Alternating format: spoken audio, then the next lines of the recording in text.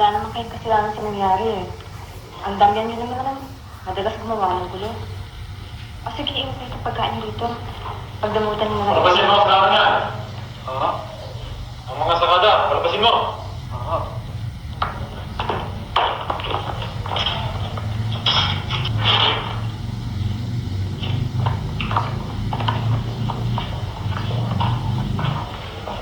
Susunod. Pagkatululi kayo. Hindi mo lang sa pulaman. Simpulin mo na sa trabaho nyo. Salud! Ano ginagawa mo dito? Kaya nagdala ako ng pagkain para sa mga kaibigan ko sa kada. Bebe, anong kasalanan mo sa akin? Ang gulo ka natin. Po, sila ko inaaway. Sino kalaban nila? Sila damihan ko. Sige, Chok, tabi lang kami.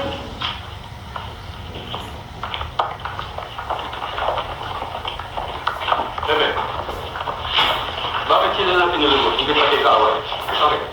Dapat kasi nyo dati. Dapat pare-pareho tingin ng tao. Konting trabaho para kumita, pupunta kay Teresa, kay Salon. At makapagbihis, masyado ka naman pakalamiro. Hoy!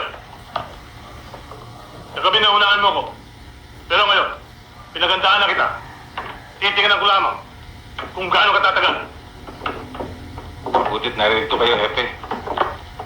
Narinig niyo naman ang sinabi niya. Hinahamon niya ako eh. Hindi niyo ba maalis ang pagsabihan?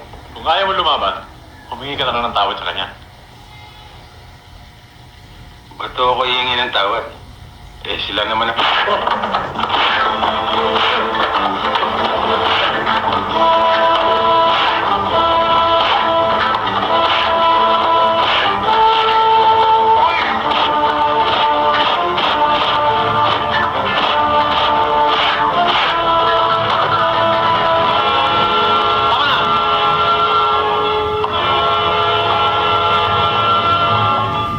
Talagang nagtatapag-tapangan ka, no?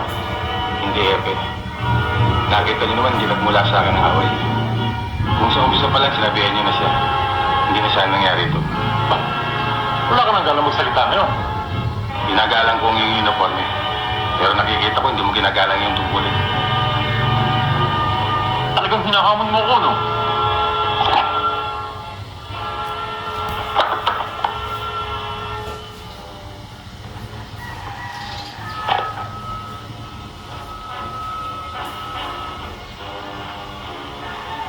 Bakit ang baril ko?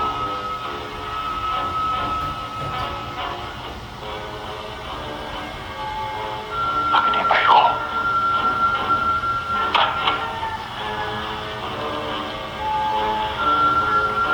Ayaw na kitang makita dito sa bahay ng dipla.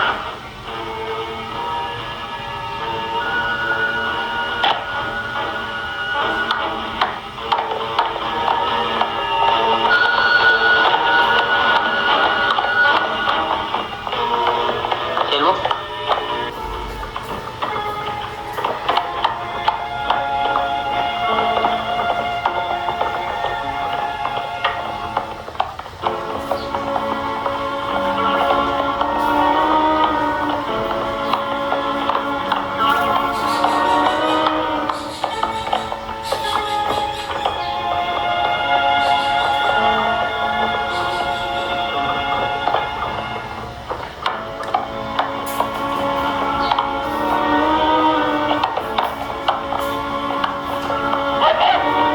Bakit ninyo kami binabayaan?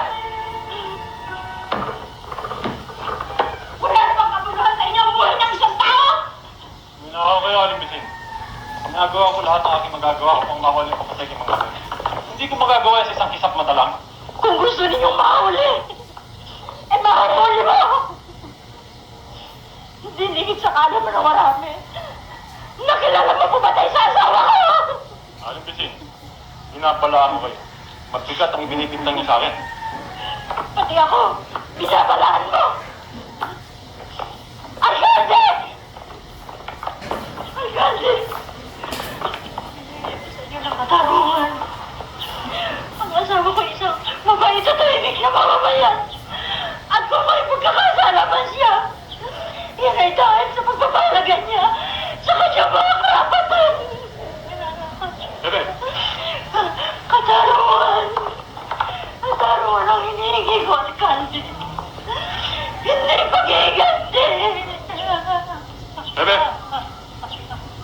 Alam mo pa kung sino pumatay kay Mang Joaquin? Iyo. Ano hindi? Mga tauhan sa asyenda! Minsan ay inireklamo na namin sa inyo ang pamabanta sa asawa ko! Pero pinawalan pa rin niyo siya! Ginusukan niyo kumabot siya ganito! Sabi, marami na sumbong nakakarating sa akin na higit mong pinapanigan ang mga taga-asyenda sa taang bayan. Ayoko umira ng ganito. Ikinalulungkot kong sabihin sa'yo na hindi mo nagagampanan na iyong tungkulin bilang hepe ng pulisya. Walang halaga sa iyo ang kapakanan ng taong bayan.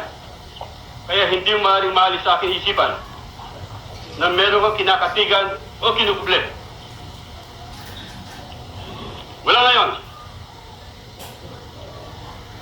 Hindi ko na kailangan na iyong panunungkulan.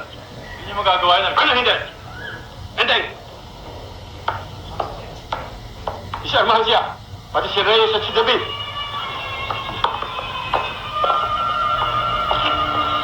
Ano na po kayo?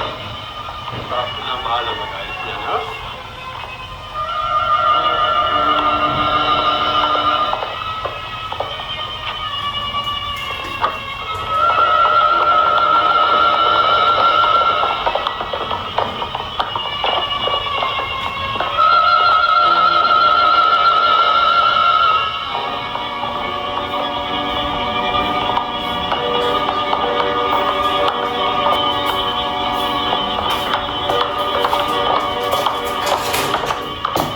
Nandito ka ba?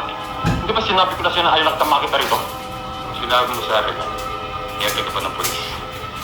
Etong tanda mo, kahit hindi na ako hepe ng polis, pag nagkita tayo muli, papatayin kita. Tandaan mo yan! Huwag makakalimutan.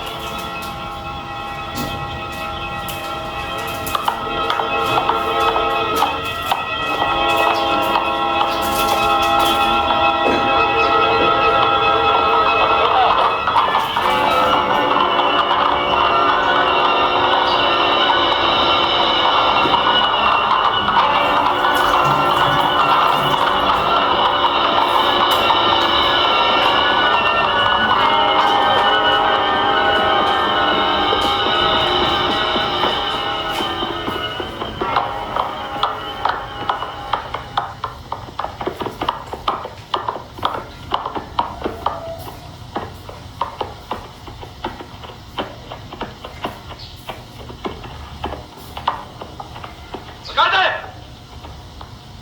Ito ang taong pumatay kay Mang Joaquin! Sinusuko ko siya sa'yo! Kahit na siya'y tawa mo! Ayaw ko na may makasabi na ako'y kumukuplop ng mga taong lumalabag sa mata! Enteng! Kulong mo yan!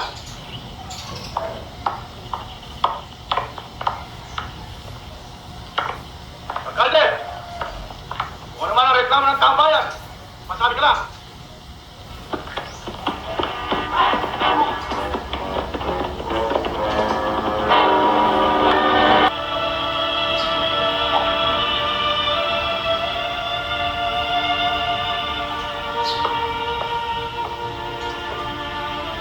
Selmo?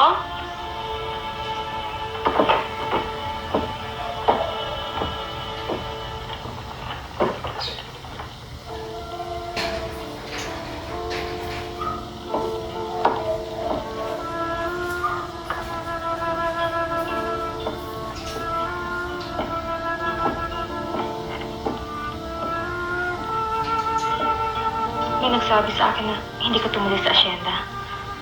Nagbakasakala ako matagpuan ka dito. Hindi muna ako sumama sa kanila. Nabalitaan ko nangyari dito kagabi. Kailangan mag-ingat ka. Isa pa, tungkol kay Mang Delphine. Kahit na tinanggal na siya sa tungkulin, maaari ka niyang gambalain. Kilala ko siya, Selmo. Mapagtanim siya. Salamat sa pagkabahala mo sa luto. Tumawag nga po ng pulong si Chinardo para maming gabi. Kung gusto mong dumalo, sasamahan kita. Baka sakaling matulungan ka niya.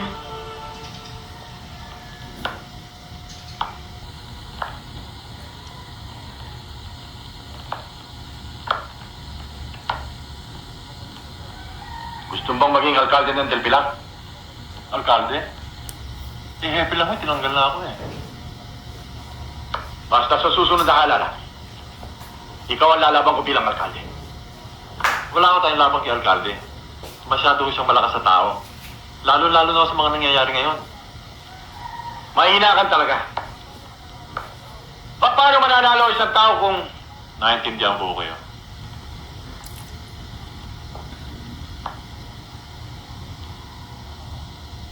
Kumuha ka ng mga papagkatiwala tao. Kung maaari, sa labas ng asyenda.